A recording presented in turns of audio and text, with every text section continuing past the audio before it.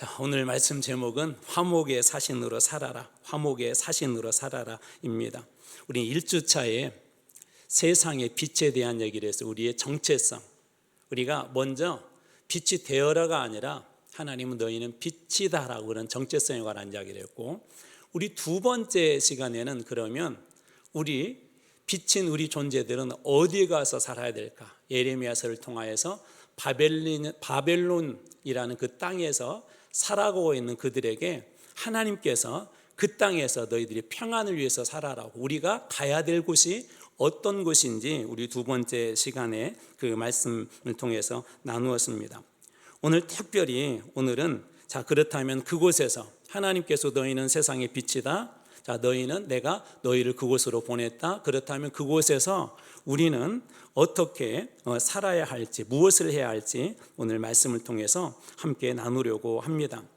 오늘 말씀은 우리들에게 한마디로 이렇게 그리스도의 사신으로 살아라 라고 그렇게 이야기합니다. 우리는 지난 한 주간 동안에 5개의 복음의 프로세스 말씀을 여러분들하고 나눴어요. 혹시 아시는 분들은 저하고 따라서 같이 하면 좋을까요? 첫 번째 뭐였죠? 사랑받고 죄를 깨닫고 구원받아 새로워져 세상으로. 우리 5개의 프로세스를 가지고 12개의 말씀을 여러분들하고 한 주간 나누었는데요, 우리는 이런 존재라고 했죠. 예수님의 사랑을 받은 존재이고, 또 그러나 한편으로 그러나 우리는 죄로 인해서 죽을 수밖에 없고 하나님의 영광에 이를 수 없었다. 그리고 세 번째, 그런 우리를 위해서 예수님께서 오셔서 십자가에서 우리의 죄값을 대속해 주시고 속량해 주시고, 우리는 그 예수님을 은혜로 믿음으로 말미암아 구원을 받을 수 있다. 그리고 이렇게 구원받은 우리 존재는 이제 새로운 존재다. 그러면 이 새로운 존재들은 어떻게 살아가야 될지, 세상 속에서 어떤 삶을 살아야 될지 우리는 어제 마지막 시간에 세상 속으로 제자의 삶에 관해서 말씀을 나누었습니다. 오늘 말씀은 이제 구원받은 우리에게 어떤 존재가 되었는가, 새로워졌다라고 하는 바로 그 지점에서 시작되는 말씀이기도 합니다. 오늘 말씀의 17절입니다. 그런즉 누구든지 그리스도 안에 있으면 새로운 피조물이라, 이전 것은 지나갔으니 보라 새 것이 되었도다. 여기에 중요한 게 있어요. 뭐냐면 우리들에게 먼저 세상으로 나가라, 세상 속에서 빛이다 라고 그렇게 말씀하지 않고, 먼저 나가서 화목하게 하라 그렇게 말씀하지 않고 우리에게 한 가지 선언을 해요.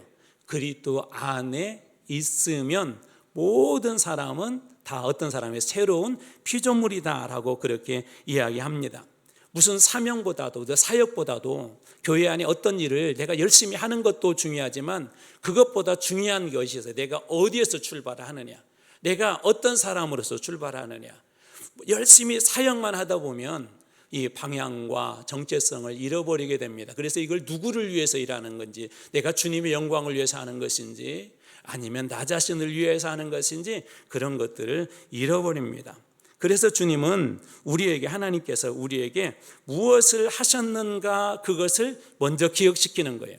우리에게 무엇을, 어떤 존재라고 말씀하세요? 새로운 피조물이다라고 그렇게 이야기합니다. 가장 먼저 우리들에게 새로운 피조물이다라고 말씀하세요. 자, 그렇다면 이러한 세 사람에게 일어난 가장 먼저 일어난 첫 번째 가장 중요한 축복과 변화는 무엇일까요? 18절 말씀입니다. 모든 것이 하나님께로서 났으며 그가 그리스도로 말미암아 우리를 자기와 화목하게 하시고, 가장 중요한 부분이 마지막 부분에 우리를 자기와 화목하게 하시고, 누구와 화목하게 하셨을까요? 하나님과 우리를 화목하게 하셨대요. 원래 죄로 말미암아 우리는 죽을 수밖에 없는 그런 존재라고 그랬죠. 그런데 예수님께서 십자가에서 하나님과 우리를 화목하게 하는 그 한 사건을 예수님께서 십자가에서 이루시죠. 우리가 의인 되어서가 아니라 하나님께서 먼저 우리를 찾아오셨고, 예수 그리스도를 통하여서 예수 그리스도를 우리에게 보내주셨고, 바로 그 예수 그리스도를 통해서 하나님과 우리의 관계가 화목되었다는 거예요. 자, 언제 그랬다고요? 우리 지난 시간에 들었던 말씀을 한번 되돌려 볼까요? 로마서 5장 8절 앞부분 보면 우리가 아직 죄인 되었을 때, 우리가 먼저 의인이 되어서 주님이 찾아오신 것이 아니라 우리가 언제요? 죄인 되었을 때 주님께서 우리에게 찾아오셨대요. 그리고 이것을 좀 더 다른 형태로 얘기하자면 원수 되었을 때 우리를 찾아오셨다는 것입니다. 죄의 가장 큰 문제가 한 가지가 있어요. 우리 죄를 보통 어떻게 규정하냐면 잘못을 하거나 어떤 잘못된 행동을 하면 그거에 대해서 죄로 규정하지만 죄의 가장 큰 해악은 무엇이냐면 관계를 무너뜨려 버립니다. 아무리 좋은 부부 사이도 죄가 들어오면은요 관계가 깨어지고요. 천국과 같은 교회 안에도 죄가 들어오면 관계가 깨어집니다. 그것은 친구 사이가 되었던 하나님과 우리의 관계도 마찬가지입니다. 여러분이 잘 아는 아담과 하와가 선악과를 따먹고 나서 한 일이 뭐라고요? 숨어버립니다. 하나님으로부터 피하는 거예요. 하나님과의 관계가 깨어졌음을 우리가 알 수 있는 것이죠.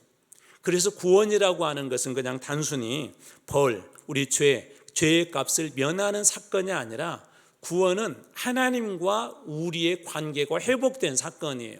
하나님과 우리의 무너졌던 관계가 회복된 사건이 바로 이 구원입니다. 방금 읽었던 말씀에서처럼 우리가 아직 죄인 되었을 때 우리 스스로는 이 관계를 회복할 수 없는데 이 관계를 회복시키기 위해서 예수님께서 우리에게 찾아오셨다는 것이죠. 근데 로마서 5장 10절은 그냥 단순히 이렇게 우리가 아직 죄인 되었다 그렇게 이야기하지 않고요. 우리의 상태를 이렇게 이야기합니다. 로마서 5장 10절 곧 우리가 원수 되었을 때 그냥 우리가 죄인이었다라고 그렇게 얘기하지 않고 원수가 되었대요. 하나님과 우리의 관계를 그냥 조금 더 어색한 그런 관계다라고 말씀하지 않고 하나님과 우리의 관계를 원수로 만들어준대요. 이런 얘기 많이 들으셨잖아요.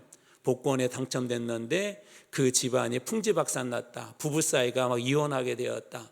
돈이라는 게 들어오면서 그전까지만 해도 사이가 좋았던 그 부부가 이게 끼어들기 시작하면서 원수 관계로 바뀐 거예요. 죄의 문제는요 반드시 원수 관계로 발전하게 됩니다. 만약 여러분들 삶 속에 누군가 저 사람 나의 원수다, 왼수다 그런 사람들이 있다면 반드시 이걸 점검하셔야 돼요. 그 안에는 반드시 죄의 문제가 있습니다. 죄의 문제는 그냥 단순히 어색한 관계가 아니라 원수의 관계로 그렇게 바꿔버립니다. 그리고 무엇보다도 하나님과 우리 사이의 관계도 끊어놔버리고 하나님과 우리의 사이도 원수의 관계로 바꿔버리죠. 그런데 무엇으로 화목하게 되었습니까? 그의 아들의 죽으심으로. 방금 읽어드렸던 5장 10절 말씀 보면 우리가 원수 되었을 때 그의 아들 예수의 죽음으로 말미암아 우리는 하나님과 화목하게 되었다는 거예요. 예수님께서 십자가의 죄값을 다 갚아주심으로 하나님과 화목하게 된 것입니다. 다시 말해서 십자가는 하나님과 우리의 관계를 회복시키는 자리예요. 그래서 내 신앙이 회복되고 내 믿음이 회복되는 자리는 반드시 십자가에서 시작하셔야 됩니다. 이 십자가의 자리에 우리가 나갈 때 비로소 우리의 죄를 깨닫게 되고 십자가의 자리에 머물 때 비로소 내가 얼마나 큰 죄인이라는 걸 깨닫고 다른 사람들을 예전에는 손가락질했던 사람이 십자가의 자리에 제대로 서는 순간 어떻게 고백하냐면 하나님 제가 죄인입니다. 죄 때문에 저 때문에 우리 가정이 이렇게 됐습니다. 저 때문에 우리 자녀와 관계가 이렇게 됐습니다. 하나님 저 때문에 우리 공동체가 하나님 저 때문에 우리 교회가 이렇게 됐습니다라고 십자가 앞에 서면 그렇게 고백할 수밖에 없는 것입니다. 그래서 십자가 앞에서 반드시 여러분 스스로 나의 죄의 문제를 직면하셔야 돼요. 다른 사람에 대해서 자꾸 손가락질에 가려고 그럴 때 다시 십자가 앞에 서서 하나님 제가 죄인인 것을 먼저 보여주십시오. 하나님 제 안에 있는 죄들이 다 드러나게 해주십시오. 제 안에 있는 악한 오물들이 다 토해져서 죄의 오물들이 토해져서 그리스도의 십자가의 보혈로 깨끗하게 돼요. 저 사람과 저의 관계, 하나님과 저의 관계, 우리 자녀와 저의 관계, 아내와 남편과의 저의 관계가 회복되게 해주십시오 하고 십자가 앞에 여러분들이 직면하게 될 때 이 죄의 문제가 드러나게 될 것이고 주님께서 만져주실 때 십자가의 보혈이 여러분을 덮을 때 그때 여러분의 모든 죄가 용서받는 것입니다. 그때 회복이 시작되는 거예요.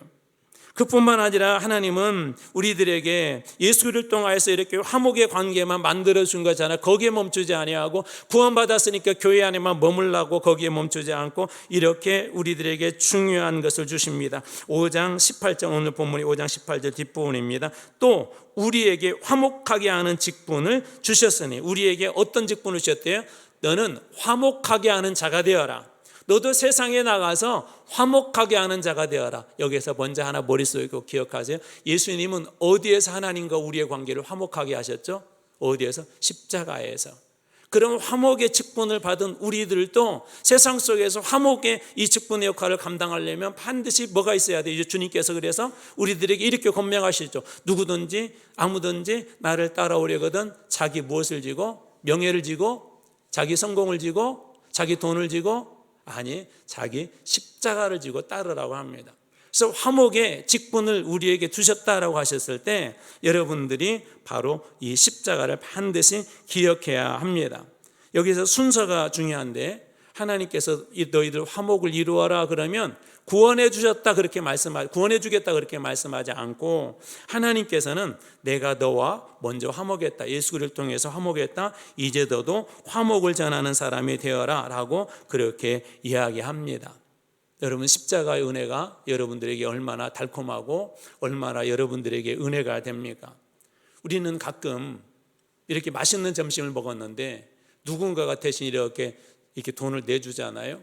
그럼 그것도 맛있었지만 그것도 가끔은 이렇게 기분이 좋을 때가 있잖아요.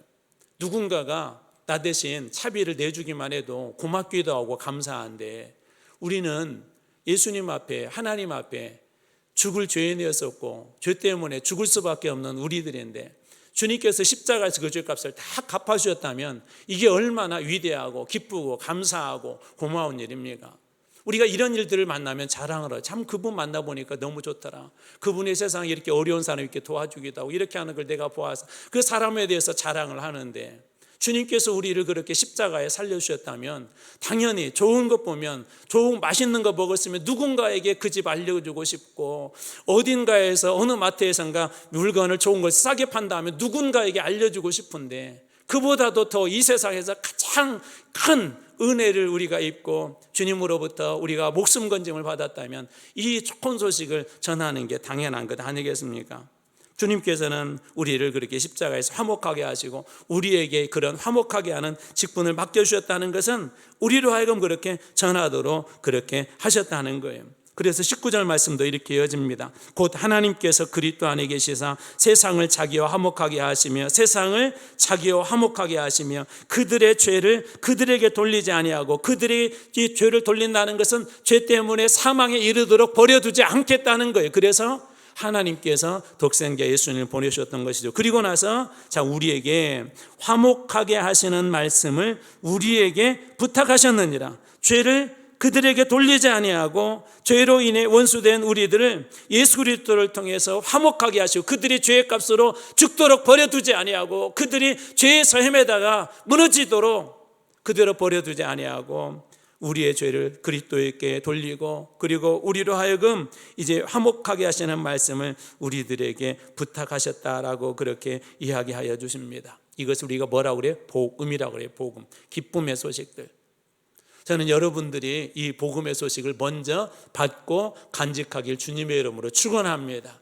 이 복음의 은혜들이 그냥 단순히 입술에서 내가 죄인인데 주님이 살려줬다, 그게 아니라 여러분 십자가 앞에서 직면하고 그 은혜를 여러분들의 입술로 그렇게 고백하는 날이 반드시 오시길 주님의 이름으로 축원합니다.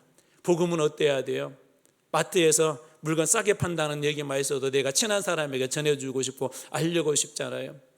필리핀에서 이런 일이 있었다는 거 여러분들에게 말씀드렸잖아요. 필리핀에 루방섬이라고 하는 것이 있는데, 일본 사람 오노다 히로라고 하는 사람이요, 2차 세계대전이 끝났는데도 그것을 알지 못하고 20년 이상을 밀림 정글 속에서 이렇게 살았대요. 그리고 심지어 나중에 가족들이 와가지고 막 방송을 해도 그걸 믿지를 않았대요. 그것을 믿지를 않았대요. 여러분, 전하지 않으면 누가 복음을 듣겠습니까? 그 사람에게 나누지 않으면 누가 복음을 듣겠습니까? 여기에 화목하게 하는 직제, 화목하게 하는 말씀을 전한다는 것은 마치 끊어진 다리를 이어주는 그런 다리와 같습니다. 누군가 알려줘야 어느 마트에서 세일하는 걸 알죠. 누군가 알려줘야 요즘 무슨 영화가 좋다는 거 우리가 알죠. 여러분들 왜 유튜브 같은 걸 보세요? 보면서 그냥 재미로도 보지만 거기서 많은 정보를 얻잖아요. 누군가가 전해준 새로운 여행지를 가는데 그곳에 어디가 맛있는지 모르고 어디에서 어디로 가야 좋은지 우리가 모르지만 그분들의 통화에서 정보를 얻게 되면 여행을 하면서 훨씬 더 좋은 곳에 가서 훨씬 더 맛있는 것을 먹으며 즐겁게 여행을 할 수가 있잖아요. 우리의 인생이라는 긴 여정도 어떻게 보면 여행 아닙니까? 저는 여러분들이 어떤 분에게 지금은 그게 중요한지 모를 수 있어요. 그런데 어느 순간 그 인생의 절망의 자리에 왔을 때 그분들이 기억해낼 거예요. 저는 여러분들이 그분들에게 화목을 전하는 그리스도의 복음을 전하는 그런 사신이 되길 주님의 이름으로 축원합니다. 그래서 오늘 본문의 말씀은 우리들에게 이렇게 이야기해요. 20절 말씀, 그러므로 우리가 그리스도를 대신하여 사신이 되어, 이제는 그리스도를 대신하여 무엇이 되어서 사신이 돼요. 사신은 왕이나 국가를 대표하여서 파송된 사람이죠. 이 사신의 특징은 뭐냐면 자기 말을 전하지 않아요. 자기 생각을 전하지 않습니다. 왕이 어떤 명령서를 이렇게 주었는데 그걸 전하면서 사신이 이렇게 이야기하지 않죠. 왕이 이렇게 말씀을 하셨는데 제 생각엔 자기 생각을 거기에 더하지 않습니다. 그냥 그대로 다 전합니다. 또 자기 이름을 드러내지 않습니다. 왕의 뜻을 그대로 전하는 것이 바로 이 사신의 책임입니다. 그래서 사신의 책임은 왕의 메시지를 그대로 전하는 거예요. 그런데 오늘 본문의 말씀은 바로 우리가 그러한 그리스도의 사신이다라고 그렇게 이야기합니다. 자, 그러면 다시 한번 첫 번째 주, 두 번째 주 말씀으로 돌아갑니다. 하나님께서 우리를 이렇게 정체성 선언해, 너희는 세상 속에서 빛이다. 빛이 있어야 될 자리가 있는데 이스라엘에게는 바빌론 땅이라고 그랬어요. 포로해지니까 누구나 그곳에 살기 싫었던 것이죠. 여러분들에게도 그런 것들이 있을 수 있다고 그랬죠. 그게 심지어 가정일 수도 있고요. 지금 내가 만나는 사람일 수도 있고요. 정말 다니기 싫은데 억지로 다니는 직장일 수도 있고요. 그런데 오늘 주님은 세 번째로 이렇게 말씀, 바로 내가 너를 그곳에 사신으로 보낸 것이다. 복음이 왜 필요하죠? 왜 밀림에서 이미 전쟁이 끝난지도 모르고 그 안에서 혼자만의 전투를 하고 있는 그 사람에게 왜 자꾸 가서 알려주는 거죠? 이제 전쟁이 끝나서 이제는 평화의 시대라고 왜 자꾸 알리는 것이죠? 사신이 하는 중요한 역할은, 이제 우리가 해야 될 일은 바로 그 밀림 속에, 정글 속에 갇혀있는 사람, 혹은 우리가 다니는 그런 직장이 정말 지옥처럼 힘들고 어렵더라도 하나님께서 우리를 그곳에 보내셨다는 것은 바로 그곳에서 사신으로 쓰임받도록 하기 위해서 주님께서 보내신 것입니다. 하나님이 보내신 바로 그 자리가 여러분들이 있어야 될 그런 자리이고, 그 자리에 보내신 이유는 그냥 보내시는 것이 아니라 누구의 사신으로? 하나님의 그리스도의 복음의 사신으로 여러분을 그곳에 보내주신 거예요. 요한복음 4장에 보면 한 여인이 등장하죠. 이 여인은 우리가 이렇게 보통 불러요. 사마리아 여인이라고 부릅니다. 이방의 땅, 이방의 땅보다도 훨씬 더 유대인들은요, 사람 취급하지 않았던 그 사마리아 지역의 한 여인. 근데 그 중에서도 이 여인이 한낮에 물을 들어오죠. 알고 봤더니 이 여인은 사회에서 외면당하고 외톨이였었어요. 사람들의 눈치 때문에 이 시원한 그 시간에는 거기에 올 수도 없었습니다. 눈치와 손가락 때문에. 그 여인이 그곳에 살기는 너무나도 힘들고 고통스러운 그런 곳이었습니다. 그곳을 예수님이 찾아가시죠. 그리고 예수님께서 그 여인과 대화를 통하여서 그 여인 마음속에, 자기 마음속에 어떤 갈증이 있는지, 그리고 진정으로 필요한 것이 무엇인지 영생의 말씀을, 그리스도를 통해서 그가 듣게 됩니다. 그리고 나서 어떻게 바뀌었죠? 요한복음 4장 28절 29절, 여자가 물동이를 버려두고 동네로 들어가서 사람들에게 이르되 내가 행한 모든 일을 내게 말한 사람을 와서 보라. 이는 그리스도가 아니냐. Come and see. 내게 말한 그 사람을 와서 봐라. 그 사람이 그리스도가 아니냐. 무엇을 버려두고 왔다고요? 물동이를 버려두고. 이 여인에게 물동이는 생명과 같은 거예요. 이 뜨거운 곳에서 왜 이 한낮에 물을 들어왔겠어요? 그 시간은 사람들이 없어요.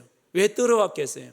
이 여인에게도 필요한 건 물이지만, 그러나 한편으로는 그곳은 이 여인에게 지옥과 같은 곳이었어요.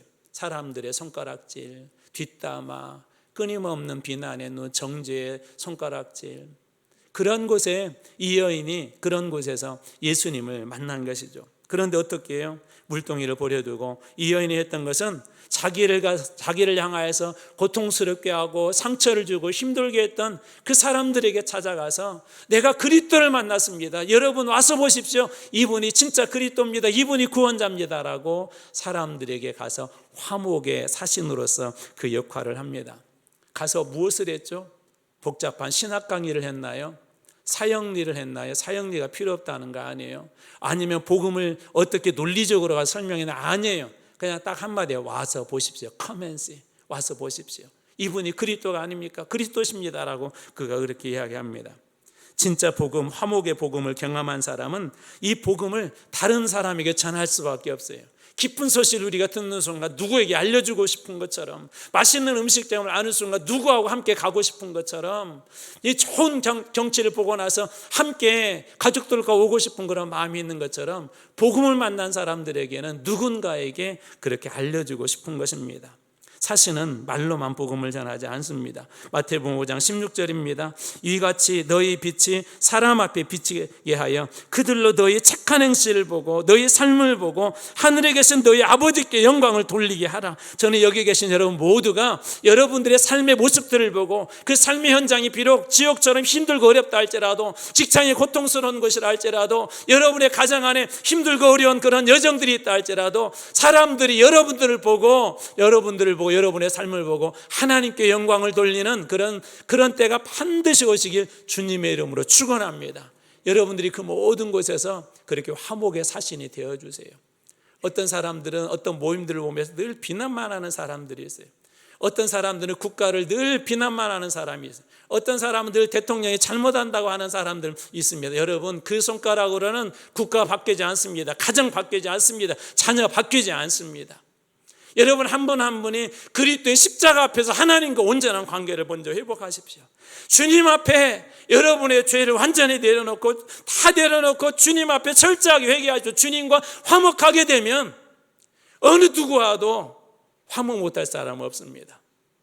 십자가 앞에서 내가 얼마나 큰 죄인인지 알고 그 앞에 부복하게 되면 내가 용서하지 못할 사람 어느 누구도 없습니다. 여러분, 저는 우리 교회가 하나님께서 세우신 이런 화목의 사신들이 많이 세워지고, 또 여러분 한 분 한 분이 교회 안에서 작은 우리 소그룹 공동체 안에서 그리고 직장 안에서 이런 화목의 사신이 되어서 여러분의 삶의 현장이 갈등이 있었던 곳에 화평이 일어나고, 분란이 있었던 곳에 평온이 임하고, 흔들렸던 그런 가정 안에 하나님의 샬롬이 임하는 화목의 사신으로 여러분이 다 쓰임받길 주님의 이름으로 축원합니다. 오늘 주님께서 우리에게 삶의 현장에서도 그렇게 돼야 된다는 거예요. 먼저 관계 속에서 여러분 화목을 살아내십시오. 지난번에 온라인 이렇게 하면서 어느 집사님께서 고백을 하셨는데 참 마음에 와닿았어요. 그동안 아이들에게 이렇게 해라 저렇게 해라 했는데 되돌아보니까 잘못한 게 있더래요. 그래서 집사님 이렇게 적용을 하셨어요. 아이들에게 잘못했을 때 엄마가 잘못했어, 미안해라고 그렇게 고백하겠습니다라는 그런 고백을 해주셨어요. 이게 화목의 사신이에요. 교회에서도 그럴 수 있어요. 내 자존심보다 공동체를 여러분 더 깊이 생각하십시오. 내 생각보다도 하나님의 영광을 먼저 드러낼 걸 생각하십시오. 내 행동이 아무리 의롭다 하더라도 그것이 주님의 영광을 가리고 교회로 하여금 교회의 품격을 떨어뜨리는 것이라면 여러분 잠시 접어두십시오. 그것이 화목의 사신입니다. 직장에서 가끔 우리들 그런 사람 만날 수 있어요. 나의 경쟁자, 나를 힘들게 하는 그런 사람들을 적으로만 바라보지 마십시오. 그 영혼도 하나님이 사랑하는 영혼이라고 고백하며 한번 그렇게 다가가 보시기 바랍니다. 그것이 화목의 사신입니다. 여러분들도 주님을 만나 하나님과 화목하지 않았습니까? 자, 그렇다면 오늘 우리들에게 화목의 사신으로 주님께서 그렇게 쓰셨다면 우리도 삶 속에서 그렇게 쓰임받아야 하지 않을까요?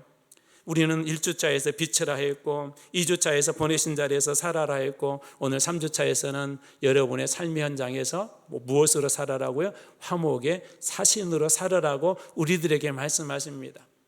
그럴 때 우리 교회가 여러분들이 그곳에서 복이 되어서 여러분 한 분 한 분을 통해서 직장이 바뀌고 가정이 바뀌고 자녀와의 관계가 바뀌고 여러분의 소그룹 공동체가 바뀌고 온라인 모임이 바뀌고 교회가 바뀌는 놀라운 축복이 임하게 될 줄로 믿습니다.